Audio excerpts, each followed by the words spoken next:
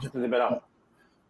I guess we can get into the X factors of the NBA Finals. The X factors of the NBA Finals, of course, is going to be a part of KP's health. Of course, you asking how he's going to be impactful. Now he hasn't played since the Miami series, which was nearly a month ago. There's been a lot of basketball played since then. Can he get in condition? They always say when you come off an injury, it's tough to get back in conditioning. I think adrenaline's going to be running that first game, and then we're going to see how it goes throughout the series. But I think his play style can allow Boston to do certain things, and I think Boston's going to keep an eye on him, of course, early on, especially how mobile he is, especially in pick and rolls with Jaylen Brown, pick and pop situations and stuff like that with Jaylen Brown, Jason Tatum, etc. And just try to ease him in the game that way. Try to give him a couple threes. I don't know if he's going to be strong enough to post up on that calf right now because it's the same injury that Giannis had, right, in the first round. And KD. That kept him out. Mm-hmm. And KD. So you're looking at that standpoint. It's like, okay, you don't want to run him into a wall again. Everybody was wishing that he could have got some minutes in the Indiana series just to get out there and see what he was. But I think Boston has been cautious with this injury with him and trying to find a balance when he comes back, because now Luke Cornett, I don't know the status of him, even though people laugh at him. He plays big minutes for the Boston Celtics, especially when Al Horford or KP is off the floor. So you're looking to see what KP can bring in those minutes. I say play him and see what he has. We're at the NBA Finals. You can't either you play him or you don't, and I feel like you just got to play him and just see where he is health wise, where he is conditioning wise, and take it from there. Take it game by game with him. And if he's going to be impactful, if he can protect the rim, which we desperately need in this series, especially with Al Horford being 38 years old at this point in time, we're definitely going to need some type of rim protection against Kyrie Irving and Luka Doncic. So definitely. But who do you feel like are guys that can be X factors in this NBA Finals? Well, I'm just going to touch a little bit on Porzingis because I think that was my X factor for Boston. You said, the guy, he opens up the offense in a way that has never been opened up before for virtually any NBA team. The fact that he can shoot from 28 feet, and the fact that he's an excellent rim defender, you're going to need that against these guys like Lively and Gafford. So it's going to be really important to him. And I think ideally, the Boston Celtics were thinking that the Pacers series would go longer than it did. I think it really came back last series just to play a few minutes to ease them in. But once they went to 3-0, I think they knew that series was essentially over. So they didn't bother playing. If it went 6, I think we saw him in that series. But for the Mavericks, I was going to lean towards PJ Washington. He's going to be crucial though too because he got to hit this 3 like he was doing against OKC because he was really off against the Wolves. Even though he hit some timely shots when they needed it, but I want to go with Derek Lively, man, and because I think that this series might be hard for Gafford to play in. To cover that much ground out there, where I think that Lively's athletic enough to go out and contest without fouling on KP, and he's really good on offense. He's really good with catching the ball and making a play, meaning making a pass off the pick and roll action. Gafford's not really that comfortable doing that, so I think that you're going to see, so you're going to see more. I think you could probably see more big minutes from Lively than Gafford. So I would go with Derek Lively as my expectation. Is he cleared? Because I know he got hit in the back of the head. Again, I didn't see anything. That looks scary. I didn't see anything about that. I haven't seen any updates on his game. So yeah, he did. But it's just you always want to be cautious with the head and stuff like that. Concussions in this day and age. But obviously, again, the X factors. I think it's going to be the front line. You mentioned Daniel Gafford and Lively against Al Horford and Kristaps Porzingis. How much is Kristaps Porzingis going to be able to give the Boston Celtics? Is Al Horford going to be able to survive in these pick and roll situations that Luka and Kyrie are going to constantly try to get at him? Because I feel like we've seen that every series. Draymond Green asked about it on TNT after a game to Jason Tatum. Hey, how are you guys going to help Al Horford in these pick and pop situations when guards are going to look for that mismatch? So I think in this series is definitely an advantage for Dallas where they can have that. But if KP's next to him, if the shooting of Horford and Kristaps Porzingis can pull those bigs away from the basket, and maybe create mismatches even when they try to hide a Luka Doncic on a Al Horford or whatever the case may be, they can lead to post up touches, double team situations where they can kick it out. But again, the physicality of the Dallas Mavericks front line, I think that's important, especially on the glass. It comes down to the little things in the finals: who rebounds best, who gets the most stops, and I think that's going to be impactful on the front line, especially for Dallas. If those guys are also able to stay out of foul trouble. The ability to rebound, the ability to block shots. They're a little bit more athletic than the Boston front line. And I think that's something that Boston even hasn't had to have gone up against. They had a little trouble with Pascal Siakam. And even though Gafford and Lively are not scores to the degree of other guys that they faced, those guys finish at the rim. They play above the rim, kind of what Boston had with Robert Williams a couple years ago, actually. Playing above the rim, have a guy like Luka Doncic and Kyrie who can throw these flip hook shots and get to alley-oops. Those guys are going to go up and go get it and finish at the rim. And especially those guys just being active. So that's something that I'm going to be looking out for as well in this series. Another X factor is Drew Holiday, because historically, I think people look at his defense only. He has not been a great offensive player in the playoffs. Historically, he has not been a great offensive player. But you know what? Why doesn't it hurt the Celtics right now? I'm saying that because he's in the perfect role. I think that he was just like, there was way too much put on his shoulders in Milwaukee. Him being like a secondary scorer, having to have the ball in his hand constantly and make the right play and everything. He's like his role right now with Celtics is so ideal.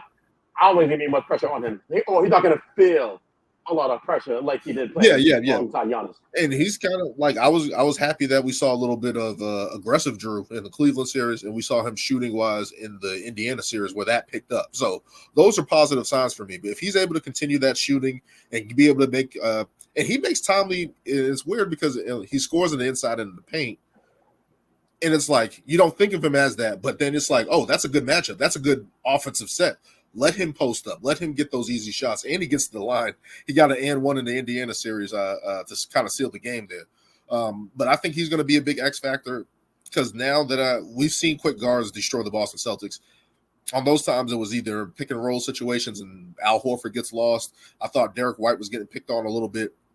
How is he going to guard Kyrie Irving? Because that's going to be the matchup I'm looking at. I don't know if I will put Kyrie Irving. I mean, I don't know if I'll put Drew Holiday on Luka Doncic as yet. I think in certain situations you can do that, but I think you got to get him on Kyrie and kind of isolate Kyrie and kind of get Kyrie out the game.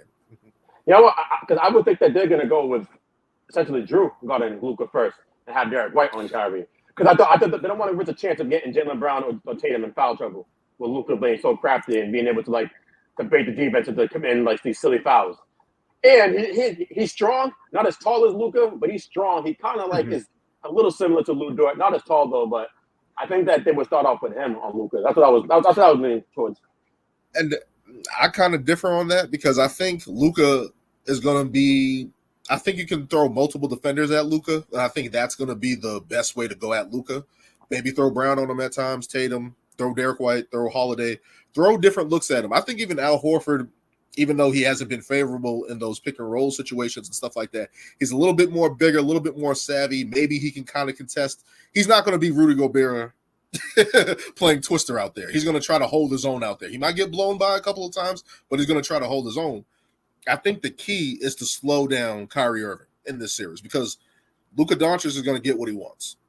I think he's going to get somehow to 20. He's going to get to somehow to 30 to plus 28 points per game. He's going to get his rebounds. He's going to get his assist. But I think if you shut off Kyrie Irving, it constricts the floor a little bit more. It's going to put the pressure on P.J. Washington. It's going to put the pressure on guys like Derrick Jones Jr. And I forgot the guy's name for Dallas. He played in the last game. But I'll continue.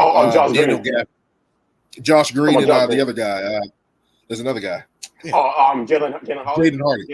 Jaden Hardy. Yep. So those guys are going to put the pressure on them to make shots and make plays a little bit. Because when Luka Doncic is going, that's tough enough. When both those guys are going, it's nearly hell. So I think that's going to be the key to kind of slow down Kyrie Irving, whatever the case. And I think Drew might be the best matchup for that over the course of the series. So hopefully I think that's an X factor for Boston as well. I see that, yeah, because his physicality has the potential to wear Kyrie down. And that's what you want to do in this series, I think, if you're Boston Celtics. Want to just try to wear down Luka and Kyrie as much as possible. Yeah. Because you don't want to make this a gritty, grimy, rugged, long series. And see if they can put pressure on guys like Tim Hardaway Jr., P.J. Washington. Like you guys are in the finals, but you guys never been on the stage this deep in the playoffs to make these big plays that count. And I think they got to put them in those situations to put pressure on them. As for Dallas, P.J. Washington, because he's going to have to guard the likes of Jaylen Brown, Jason Tatum. Of course, they're going to be Derrick Jones in there mixed in well. And as you said, he's going to have to shoot. I think he shot below 25% from three against the Minnesota Timberwolves, which was different from the OKC series. He could have missed. where he was lights out. Where he was lights out. It was kind of like the Mavs had a big three. That people was like talking about them and said they had a big Yeah. three with PJ Washington. So hey, if he the way he was playing, the way he was defending, the way he was shooting the ball, stuff happens in these series, man. I'm a Boston Celtics fan. I've seen it. Andrew Nembhard, freaking Tyler Hero, Duncan Robinson, freaking Caleb Martin, Gabe Vincent. We've seen guys have out-of-body experiences in the playoffs that I don't want to see. So, of course, yes. But, yeah, he's going to have to play big time because he's going to be probably the primary defender on Jaylen Brown and Jason Tatum exclusively. And try to slow those guys down. And he didn't play. I think it was early in March where the Celtics played this iteration of the Mavericks where they made the trades and stuff like that. But PJ Washington didn't play as much. Gaffer didn't play as much. They didn't have their rotation set. Usually when you have these matchups over the course of the season, it's like, okay, there's something that we can look at in some type of tape. Now, Jaylen Brown and Jason Tatum were able, I think they averaged 30 in those games against the Mavericks that are in that time. But it's like these teams are so different at this point in time. I don't think you can look at that as a comparison. So it's like two completely different teams now here all the way in June than it was March. Yeah. And that's only a couple months ago. I think KP didn't play the first game. He played the second game when he went off in the second game. He had a great game.